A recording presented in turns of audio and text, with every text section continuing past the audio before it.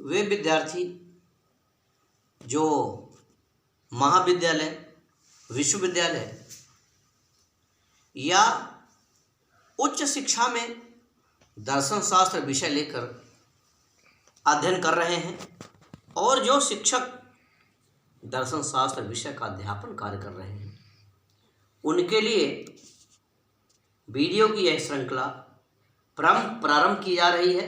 और विशेष रूप से वे विद्यार्थी दर्शन शास्त्र के वे अध्येता जो विश्वविद्यालय अनुदान आयोग द्वारा ली जाने वाली नेट यूजीसी परीक्षा में सम्मिलित होना चाहते हैं, उनके लिए भारतीय दर्शन पर एक महत्वपूर्ण श्रृंखला इस वीडियो के माध्यम से प्रारंभ की जा रही है। और रुचि रखने वाले ऐसे विद्यार्थी और शिक्षक इस वीडियो को लाइक करें, सब्सक्राइब करें, ताकि आगे बनने वाले वीडियोस की अध्ययन सामग्री से वे लाभ उठा सकें।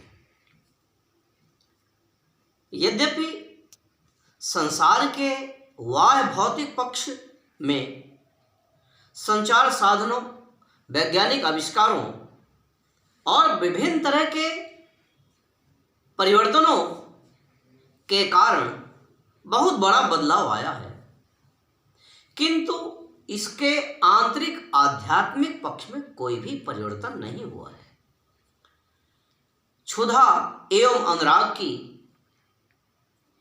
पुरातन शक्तियां और हृदयगत निर्दोष उल्लास एवं भय इत्यादि मानव प्रकृति के सनातन गुण हैं।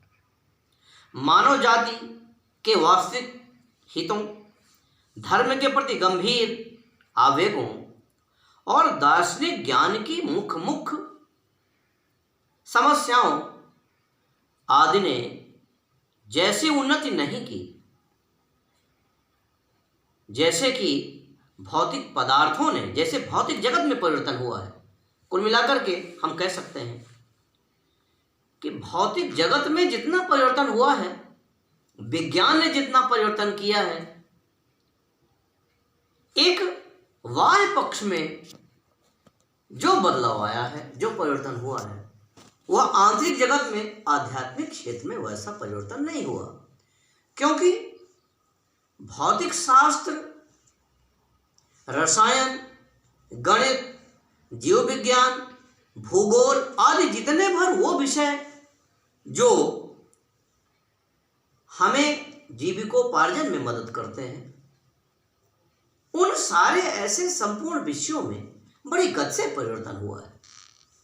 साइंस एंड टेक्नोलॉजी में बहुत गति से परिवर्तन हुआ है, किंतु आध्यात्म के क्षेत्र में इतना परिवर्तन नहीं हुआ। वो वही का वही है। हम यदि गणित की भाषा में बात करें तो 1 को 1000 बार जोड़ेंगे तो 1000 आएगा, किंतु आध्यात्म की भाषा में बात करें तो 1 को 1000 जोड़ने पर 1 ही आएगा। तो वह जो परिवर्तन है वो वही का वही है, उसमें परिवर्तन नहीं हो, अपरिवर्तित है। किंतु भौतिक जगत में बहुत अधिक परिवर्तन हुआ है, तेजी से परिवर्तन हुआ है। भारतीय विचारधारा के प्रतिपाद्य विषय के संबंध में अत्यधिक अज्ञान है। आधुनिक विचारकों की दृष्टि से भारतीय दर्शन का अर्थ है माया, अर्थात संसार एक माया जाल है।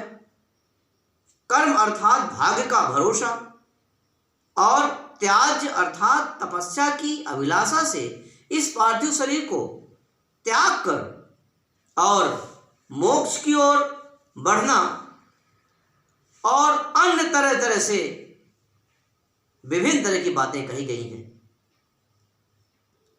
और यहां तक कहा गया है कि भारतीय दर्शन कुछ नहीं बल्कि इसमें धर्म इतना अधिक मिला हुआ है कि जो दर्शन का वास्तविक तत्व है वो वास्तव में वो दूर हो गया है। और भारतीय दार्शनिक या भारतीय दर्शन परंपरा में दर्शन की बात तो की जाती है, लेकिन वास्तव में वे चमत्कार पर विश्वास करते हैं, देवी देवता की पूजा पर विश्वास करते हैं। लेकिन वास्तव में ऐसा कहना भारतीय चिंतन परंपरा पर न्याय नहीं होगा, क्योंकि वास्तविक स्थिति तो यह है कि संसार भर में संभवतः आध्यात्मिक अंतर्दृष्टि अथवा बौद्धिक दर्शन की ऐसी कोई भी ऊंचाई नहीं है जिसका समतुल्य पुरातन वैदिक ऋषियों और अर्वाचीन न्यायिकों के मध्यवर्ती विस्तृत ऐतिहासिक काल में न पाया जाता हो। प्रोफेसर गिलबर्ट मरे के अनुसार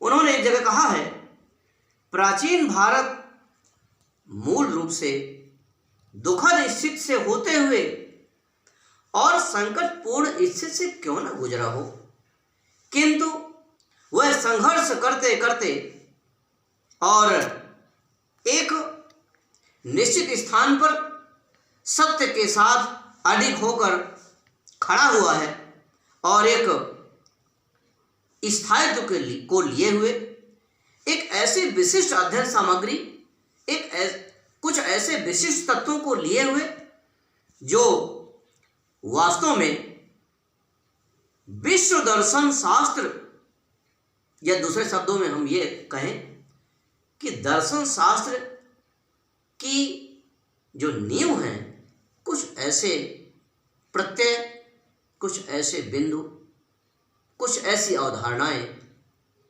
जो संपूर्ण मानव जाति में चिंतन परंपरा के आधार हैं। और हम कह सकते हैं कि प्राचीन भारत मूल रूप में आध्यात्मिक है। वह प्रारंभ तो शंकर ने जो 3 सत्ताएं मानी हैं, उन सत्ताओं से होकर के और अंत में तुरीय अवस्था पर पहुंचता है। पर इसका अर्थ यह नहीं है कि हम केवल उसी पर विचार करते हैं। शंकर के द्वारा मानी गई सत्ताएं प्रातिभाषिक सत्ता, व्यवहारिक सत्ता और आध्यात्मिक सत्ता, इन तीनों का हमारी चिंतन परंपरा में समुचित रूप से विचार किया गया है। ऐसी चीज जिसकी हम कल्पना कर लें या जो पल भर के लिए हो, जो क्षणिक हो, उसकी भी सत्ता पर हमने गंभीरता से विचार किया है। और व्यवहारिक सत्ता में जिस तरह से पूरे संसार का क्रम चलता है, संसार के बारे में भी हमारे भारतीय चिंतन परंपरा में विचार किया गया है।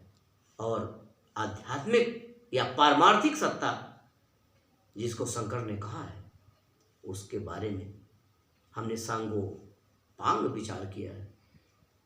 और हम ये कह सकते हैं कि वैदिक ऋषियों की निश्चल सूक्तियां, उपनिषदों की अद्भुत सांकेतिकता, बौद्धों का विलक्षण मनोवैज्ञानिक विश्लेषण और शंकर का विस्मय विमुग्धकारी दर्शन, ये यूनानी चिंतन परंपरा, यूरोपीय चिंतन परंपरा तथा विभिन्न तरह की ऐसी चिंतन परंपराएं, ऐसी दर्शन शास्त्र से संबंधित अवधारणाएं जो श्रेष्ठता का दावा करते हैं, उनसे हमारी चिंतन परंपरा या भारतीय चिंतन परंपरा कहीं भी न्यून नहीं है, बल्कि वो समस्त चिंतन परंपराओं का आधार है।